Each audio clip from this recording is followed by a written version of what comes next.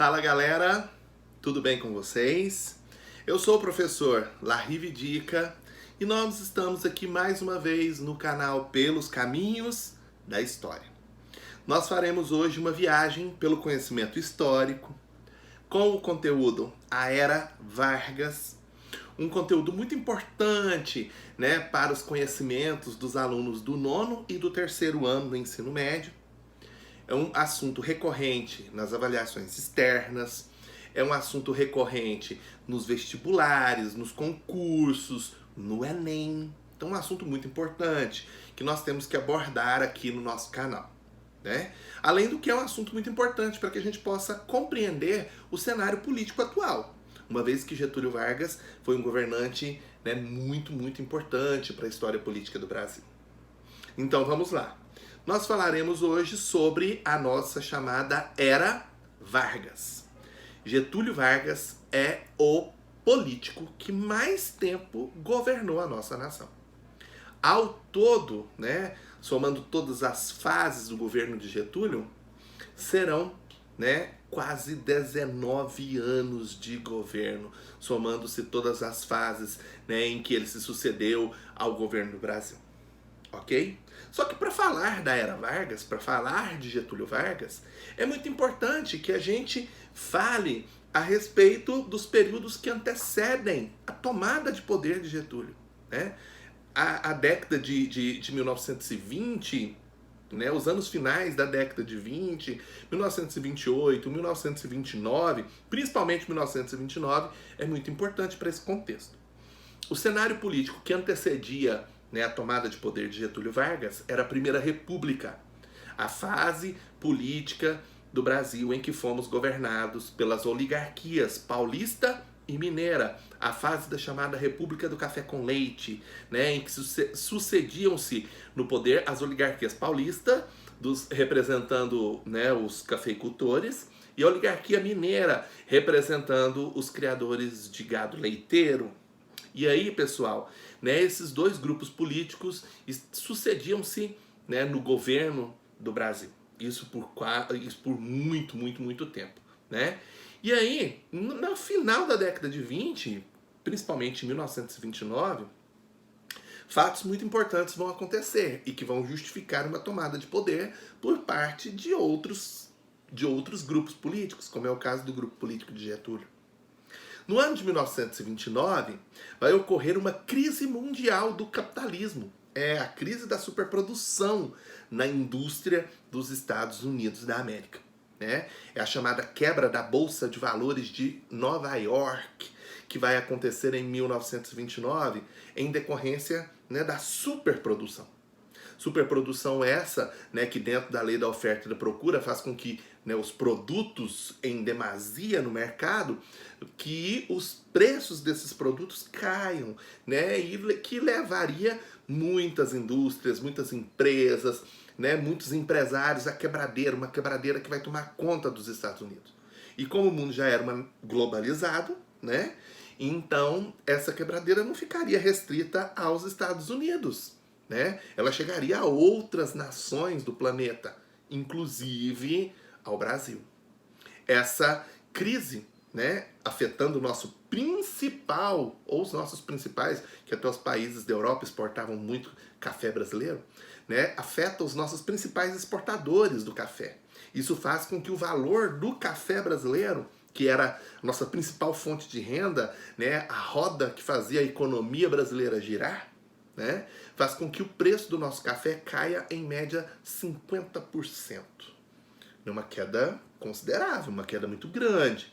Isso vai levar à falência de muitos cafeicultores, a uma crise sem precedentes, a recessão financeira, e ao declínio da elite cafeeira no Brasil. Quem governava o Brasil em 1929 era Washington Luiz. Washington Luiz pertencia à oligarquia paulista, era do Partido Republicano Paulista, e ele que estava no poder nesse momento. E aí, vão ocorrer nesse momento alguns desentendimentos no grupo que compunha a política do café com leite. Ou seja, alguns desentendimentos entre o Partido Republicano Paulista dos cafeicultores, e o Partido Republicano Mineiro, dos criadores de gado leiteiro.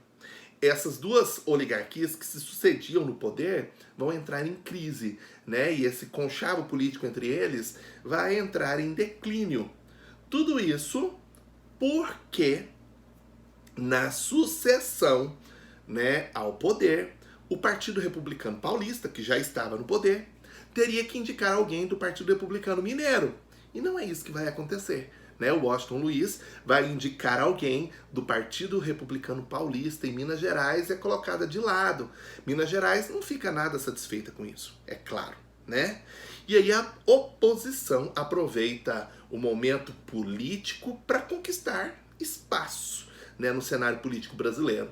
É aí que surge uma aliança política, né, que vai formar uma chapa que vai concorrer e fazer oposição ao Partido Republicano Paulista. Essa aliança política é a chamada Aliança Liberal, a AL. E essa aliança ela vai contar com políticos do Rio Grande do Sul, da Paraíba e com políticos de Minas Gerais agora, insatisfeitos com a República do Café com Leite, insatisfeitos com o Partido Republicano Paulista, vão entrar para a Aliança Liberal, a nossa AL, e vão apoiar a Aliança Liberal. O Partido Republicano Paulista, né, do presidente Washington Luiz, indica para a sucessão presidencial Júlio Prestes. Júlio Prestes era outro político da oligarquia paulista, do Partido Republicano Paulista. E a nossa Aliança Liberal forma uma chapa e lança a candidatura de Getúlio Vargas a presidente e a candidatura de João Pessoa, um paraibano, Getúlio do Rio Grande do Sul e João Pessoa da Paraíba. Getúlio a presidente e João Pessoa a vice-presidente. Né? A Aliança Liberal propunha algumas reformas, tinha algumas propostas de mudança, né, para o Brasil, caso eles ganhassem. Então, quais eram essas reformas? Primeiro, que o voto, né, passasse a ser secreto e não mais aberto como era. Né? Eles propunham a criação de leis trabalhistas e o incentivo à produção industrial, né? Diversificar a economia brasileira. Era uma proposta da Aliança Liberal. Então, tinham outros grupos políticos de peso nesse momento. Né? O BOC, por exemplo, né? O Bloco dos Operários e Camponeses, que era ligado ao PCB, ao Partido Comunista Brasileiro.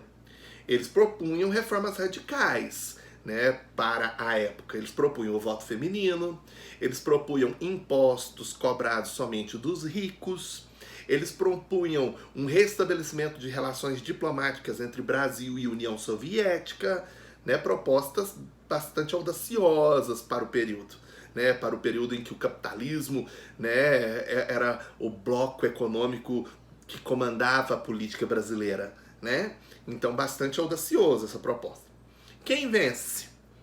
A oligarquia paulista, do PRP, né? O candidato Júlio Prestes, apoiado pelo Washington Luiz, é vencedor nas urnas em março de 1930.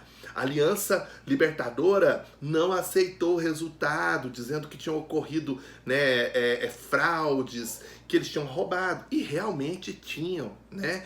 Nós sabemos que a política do café com leite, a política da Primeira República era repleta de fraudes eleitorais. E essas fraudes vão ocorrer, né, nessas eleições de março de 1930. O fato é, Getúlio Vargas, né, e João Pessoa são derrotados nas urnas. Júlio Prestes vence. O candidato apoiado por Washington Luiz, do Partido Republicano Paulista, é vencedor. Né? E aí o povo, né, propõe revoluções. Propõe, né, não fica nada satisfeito com isso. E aí, esse conchavo da Aliança Libertadora, vendo tudo isso que estava acontecendo, fazem a seguinte proposta: façamos a revolução antes que o povo faça. Né? São palavras de Antônio Carlos, um dos grandes nomes da Aliança Liberal. Né? E aí, o que vai acontecer? O João Pessoa, o candidato a vice da chapa da Aliança Libertadora, vai ser assassinado na Paraíba, quando ele retorna à Paraíba, ele vai ser assassinado, né, com um crime passional, um crime por motivos passionais lá na Paraíba. O fato é que a Aliança Libertadora se apoia nisso, dizendo que teria sido um atentado do Partido Republicano Paulista, né, usando isso como uma forma de ganhar espaço, e o fato é que eles vão ganhar espaço.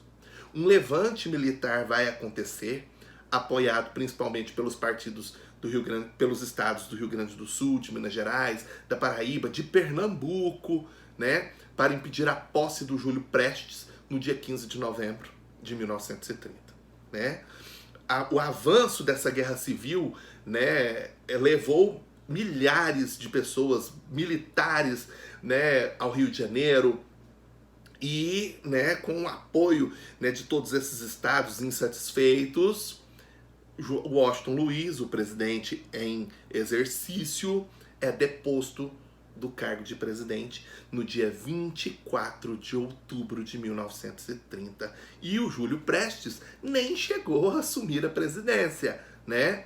Porque o poder foi entregue a Getúlio Dornelles Vargas em 3 de novembro, sendo considerado a partir daí, né, o chefe político desse movimento. Era o início da chamada Era Vargas, era a tomada de poder de Getúlio Vargas. Esses acontecimentos são popularmente conhecidos como a Revolução de 1930. Mas cabe aqui uma reflexão. Será que foi realmente uma revolução? Para ser uma revolução, né, todos os setores, todas as camadas da sociedade brasileira têm que estar envolvidos nesse processo. E foi algo que ocorreu entre as elites dos estados do Rio Grande do Sul, de Minas Gerais, da Paraíba, de Pernambuco, do Rio de Janeiro, né? E aí não contou com todas as camadas. As camadas populares, por exemplo, não fizeram parte. Então é uma revolução. Ou o nome correto para o que acontece é golpe de 1930. Fato esse, né, a gente tem que questionar revolução ou golpe, mas o nome vai ficar conhecido, passa para a história como Revolução de 1930. Mas eu, como professor de história, tenho que abrir os olhos de vocês para esses fatos, para essas reflexões importantes, ok? Então, era o início da chamada Era Vargas. A Era Vargas que vai ficar da seguinte forma dividida, né? Vamos dividir o período de governo de Getúlio Vargas, didaticamente falando, né, em 4 momentos. Quais são esses 4 momentos? O primeiro momento é o chamado governo provisório, que vai de 1930 até 1934. O segundo momento é o governo constitucional, que vai de 1934 a 1937. E o quarto momento, que é o governo ditatorial ou Estado Novo, que vai de 1937 a 1945. Vamos falar agora sobre a primeira fase, a fase conhecida como governo provisório. Então, as primeiras providências de Vargas, que assumiu o poder mediante a Revolução de 30, né, foi a suspensão da Constituição vigente, que era de 1891, o fechamento do poder legislativo em todas as instâncias, a indicação de interventores para os governos estaduais. Ele vai procurar se cercar, né, de pessoas que sejam da sua confiança e cercar todos os poderes que o favoreçam na presidência da República. O objetivo dessas medidas era desmontar a estrutura da Primeira República, claro, né, baseada no poder dos coronéis, dos fazendeiros, das oligarquias, eliminar a força do grupo político tradicional, né, das oligarquias, né, dos grandes fazendeiros. O objetivo dele com essas medidas era eliminar a força que compunha o grupo da Primeira República, o grupo anterior. Em São Paulo, ocorre, óbvio, que vai ser o estado que vai ser a pedra no sapato de Getúlio, né? Um temor muito grande em relação a essas mudanças propostas pelo chamado governo provisório, que é a primeira fase do governo de Getúlio, aquela fase que vai de 1930 a 1934, né, a fase conhecida como governo provisório, que é a que a gente está estudando nesse momento, vão ocorrer exigências da nomeação de um interventor civil para São Paulo. Os paulistas queriam ter o direito de votar e escolher quem seria seu interventor. Os interventores, né, ocupam naquela época o que hoje corresponde ao cargo de governadores. Então os paulistas queriam ter, né, a possibilidade de escolher os seus interventores, então a escolha civil, né? E aí Getúlio não permite, ele nomeia como interventor do estado de São Paulo Pedro de Toledo, né? E aí foi o suficiente para São Paulo ficar, né, totalmente insatisfeita com as atitudes de Getúlio, né? E aí São Paulo passa a fazer pressões pela convocação de uma nova Assembleia Constituinte. Getúlio eliminou a Constituição de 1891 sob a promessa, né, de logo ter uma Assembleia Constituinte, de elaborar uma nova Constituição para o Brasil, mas isso não acontecia, né, e ele começou a prorrogar isso, né, a convocação de uma Assembleia Constituinte e a elaboração da Constituição, né? E aí vários protestos vão ocorrer, né, mediante a população paulista, nas ruas, os paulistas vão protestar, né, com relação a isso, né, muito insatisfeitos com o governo de Getúlio. E eu confronto com a polícia e a morte de 4 estudantes, Martins, Miragaia, Drauzio e Camargo, né, são os nomes dos 4 estudantes que vão morrer nesses protestos de rua por São Paulo, que tomaram conta das ruas de São Paulo, né? A morte deles vai ser o estupim para uma revolução dentro de São Paulo. E aí, né, com as abreviaturas, né, com as primeiras letras dos nomes desses estudantes, vai ser formado o MMDC, né? É uma sigla voltada para um grupo político que propunha a revolução dentro de São Paulo. MMDC, Martins, Maragaia, Drauzio e Camargo, né, as primeiras letras dos nomes dos estudantes mortos nos protestos de rua de São Paulo. E aí, pessoal, em 9 de julho de 1932, vai ter início a chamada Revolução Constitucionalista de 32, com 30 mil homens armados em São Paulo para lutar contra o governo federal, contra o governo de Getúlio Vargas, né? Lutaram voluntários e soldados da Polícia Estadual, né? Indústrias do Estado contribuíram com a fabricação de armas, né? 3 meses de luta, né, com a vitória das forças federais, ou seja, Getúlio vence, mais bem armados e em maior número. O fato é que São Paulo não consegue a adesão dos outros estados. E aí eles ficam em menor número para enfrentar, né, as tropas de Getúlio, as tropas federais, e aí São Paulo vai ser derrotado, né? Mas apesar de ser derrotado, apesar de Getúlio ter saído vitorioso, né, Getúlio sabia que São Paulo era a pedra no seu sapato. Então ele evitava se indispor com São Paulo novamente, né? São Paulo era um estado, né, socioeconômico importante para a nação, né? E aí Getúlio decide, opa, vamos convocar essa eleição para a Assembleia Constituinte, né? E aí ele convoca a eleição dos deputados que vão elaborar a Constituição em 1933. Esses deputados vão ser eleitos com o voto secreto e também com o voto feminino, né? As mulheres vão votar pela primeira vez para eleger esses deputados que irão elaborar a nova Constituição, né? Primeira vez do voto feminino, 1932. Não para prefeito, não para interventor, não para presidente, mas para deputados que vão elaborar a Assembleia Constituinte.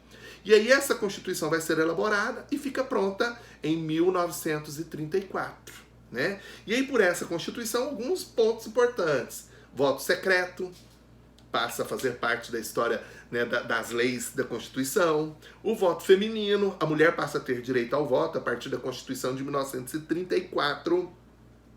Vai ser criada uma justiça eleitoral, né? A garantia de alguns direitos trabalhistas, como salário mínimo, jornada de 8 horas de trabalho, férias anuais e remuneradas, indenização caso de demissão, a proibição do trabalho de menores de 14 anos de idade, nacionalismo econômico vai ser criado, né? Um controle das riquezas naturais por parte do governo, né? E óbvio que Getúlio não era bobo, ele ia tirar proveito dessa situação. Essa Constituição prevê, né, eleições para presidente de 4 em 4 anos, mas o primeiro presidente seria eleito com o voto indireto, ou seja, os deputados da Assembleia Constituinte é que iriam eleger o primeiro presidente. Depois desse primeiro, o voto passava a ser popular, civil, e o povo elegendo o presidente de 4 em 4 anos. Adivinha quem vai ser o presidente eleito, né, pelos deputados da Assembleia Constituinte? Isso mesmo, acertou quem disse Getúlio Vargas. Ele é eleito pelos deputados da Assembleia Constituinte, né? E aí é um período de grande agitação social e política, né? O grupo dos integralistas contra os aliancistas, né? Isso vai compor esse momento, né, da história política do Brasil, né? E aí fica determinado, né, em 1934, que Getúlio era presidente eleito pelo voto indireto. Então a próxima eleição vai ser em 1938, né, de 4 em 4 anos. Só que aí Getúlio não queria sair do poder, gente. Ele não queria, isso não passava pela mente dele, né? E aí passa para 1935, tá de boa, 36, 1937 Getúlio já começa a ficar, né, ansioso, já começa a ficar receoso, né? Por quê? Porque estava chegando a eleição e ele corria o risco de sair da presidência. E aí ele cria, né, um golpe, ele faz um golpe, ele forja um golpe, né, dizendo que um grupo comunista iria tomar o poder no Brasil, né, que tinha um grupo de comunistas aproveitando da agitação política do Brasil, de que em 1978 teriam eleições, e ele deu nome a esse golpe que nunca existiu de fato, de Plano Cohen. Segundo esse plano, os comunistas da União Soviética planejavam tomar o poder dentro do Brasil. E aí o medo, né, porque havia uma campanha maciça de que o comunismo era algo muito ruim na nação. E aí o medo dos comunistas tomarem o poder no Brasil toma conta da nação. E aí, pessoal, Getúlio diz, tá, vamos adiar as eleições, eu permaneço no poder, né? E aí não tem eleição em 1938, isso ocorre tudo em 1937. O Plano Cohen ocorre em 1937. Lembrando que isso foi forjado por Getúlio, né? O que nos leva a uma nova fase política do governo de Getúlio, a fase que vai de 37 a 1945, né? Essa fase anterior ficou conhecida como fase do governo constitucional. A próxima fase, a partir de agora, né, que começa em 1937, com o Plano Cohen, vai ficar conhecida como Estado Novo. Então nós já falamos aqui da fase, né, do governo provisório, de 1930 a 34, da fase do governo constitucional, de 34 a 37, ok? Então, governo provisório e constitucional. Na próxima aula, a gente vai falar da fase ditatorial, que é a fase do Estado Novo. Fiquem com Deus, espero que vocês tenham gostado. Muito importante que vocês façam inscrição no nosso canal, que curtam os nossos vídeos, que comentem, né, que cutuquem, deem um like aí pra nós. É tudo feito com muito amor e carinho, pensando no aprendizado de vocês, ok? Um grande abraço, um grande beijo, fui, até a próxima.